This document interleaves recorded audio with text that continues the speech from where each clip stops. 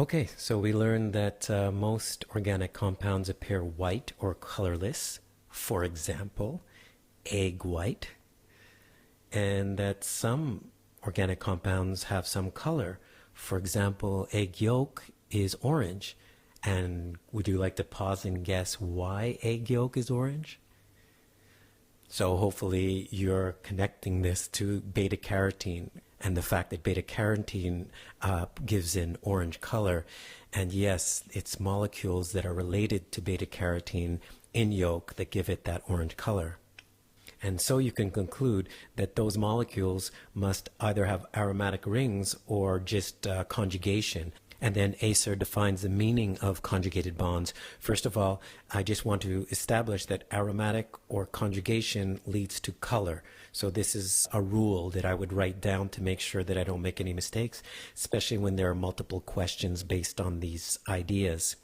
And then you can look at your own exam paper and see the meaning of conjugation. Here's a single bond between two double bonds. Here is a single bond between two double bonds, and this time the bond is with oxygen. So ACER is trying to show you the differences, the different situations where this could arise. And here's a single bond between multiple bonds again, but this is a triple bond between two carbon atoms and a double bond. So that is also a form of conjugation. And here's a single bond between a double bond and a triple bond. Now this group, you shouldn't be surprised because already in this exam, I asked you to pause during one of the earlier questions to see if you can draw this cyano group. So just to confirm that, of course, nitrogen, when it bonds to itself, N2, please don't ask me what this is. I just couldn't get that done. So anyway, when nitrogen is N2, it has a lone pair and it has a triple bond in between the two nitrogen atoms, just like it has a triple bond here. So when you see nitrogen bonded 3 times, it is neutral. And so this is called the cyano group, but it's also called the nitrile group. It is the same group that's being referred to, carbon bonded to nitrogen, and the only way that this can happen when there is no hydrogen on the nitrogen is with a triple bond to remain neutral. And so what else do we learn?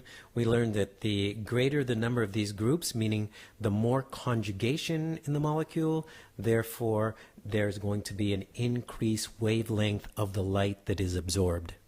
And I also just wanted to underline a point that we are referring to unsaturation, because when carbon is bonded to the maximum number of atoms that it can be bonded to, which is 4 in the neutral state, then we say that carbon is saturated.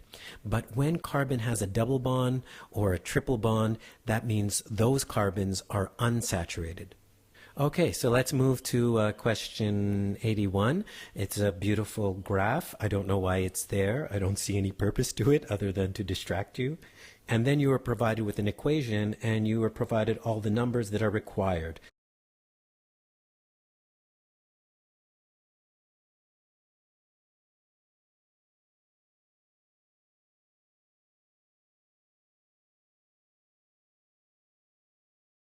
So we're told that many synthetic dyes are based on azobenzene, and look at what a beautiful molecule it is, azobenzene. Do you notice how every carbon is receiving a double bond, and there is a single bond in between every double bond, including when we observe the nitrogens in the middle.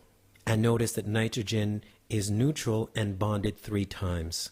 And now we are not surprised that this fully conjugated molecule that has 2 aromatic groups provides color.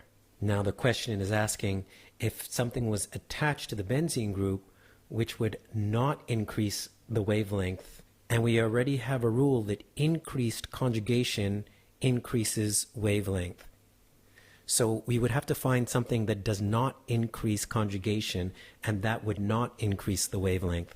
Answer choice A has the carboxylic acid functional group, and therefore there's a double bond to an oxygen. So this is going to increase conjugation and therefore increase wavelength. So that's the incorrect answer.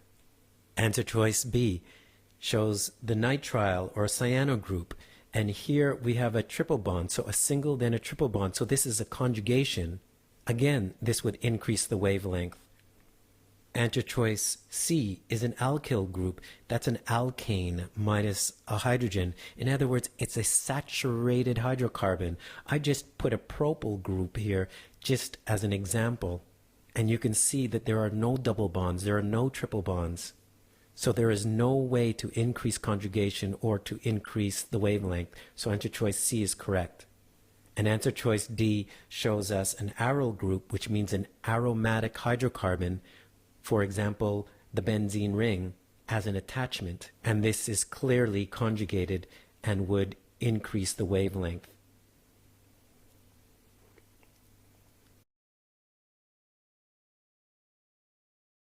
So we have beta-carotene in many of our practice tests.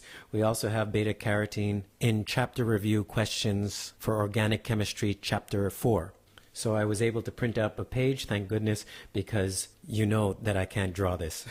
Okay, so the question asks about the structure of beta-carotene and the reason the beta-carotene is orange. So why does beta-carotene have color? It could have color because of aromatic or conjugation.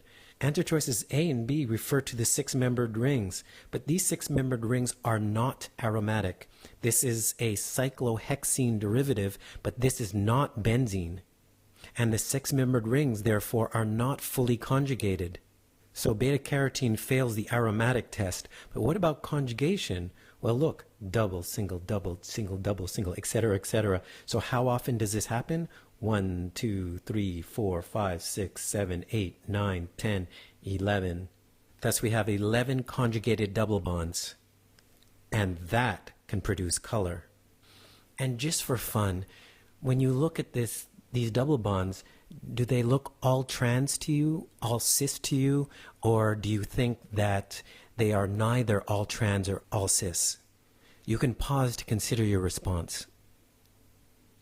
Hopefully you would notice that these are all trans, and that is energetically favorable. So you have the main group here, and then you have a group opposite it. And each time you have a double bond, the main group is opposite. This is just a little group, but the main group is opposite. So the highest priority group is always opposite. So this is all trans. In other words, it is an all E conjugation. Okay. So we've established that the answer has to be either C or D because we've seen that there's a set of 11 conjugated bonds, and we know that it's the conjugated bonds that provide the color. So now we just have to understand which color would be absorbed. Well, you might remember the colors of the rainbow, and so if you don't, you can go to Physics 9.2.4, and it is remembered according to the mnemonic Roy G. Biv: red, orange, yellow, green, blue, indigo, and violet. So obviously this is the red part of the spectrum that includes orange, and this is the blue part of the spectrum. Now remember how ACER loves opposites. So consider this. If you are looking at beta-carotene and it looks to be orange, did it absorb orange or did it reflect it? It could not absorb orange, otherwise you wouldn't be able to see the orange. So it absorbs the other side of the spectrum, and that's why you're able to see this side. And so the answer must be C. Phenolphthalein, a frequent visitor to the exam, but now we can actually see its structures. And we are told that one form is colorless and the other is pink. And of course, it is a very famous acid-base indicator. And the idea is that it changes color with pH. Now we just have to apply what we've learned. Conjugation refers to color. Now look at structure 1 and compare it to structure 2. And notice that structure 1 is relatively protonated. You can clearly see the additional H groups towards the top. And molecule 1 is not conjugated. You can see that area in the middle of the molecule where it looks like there's an X. That clearly shows that in the middle of the molecule there are two places where there are two single bonds in a row. For example, connecting the benzene ring in the bottom left corner with the phenol in the top right corner. Two single bonds in a row means no conjugation. Now look at the second molecule. It is a deprotonated form. Protons have been removed at the top. and it is fully conjugated. Everywhere, including the carboxylate anion in the bottom right corner that has a carbon-oxygen double bond, to the top left corner of the molecule with the carbonyl group, and single bonds throughout in between double bonds. This complete conjugation means it must have color. So this is the color form. Now keep in mind that at low pH you have high hydrogen ion concentration, and therefore at low pH you get the protonated form. At high pH you have a lot of base, and therefore you get the deprotonated form.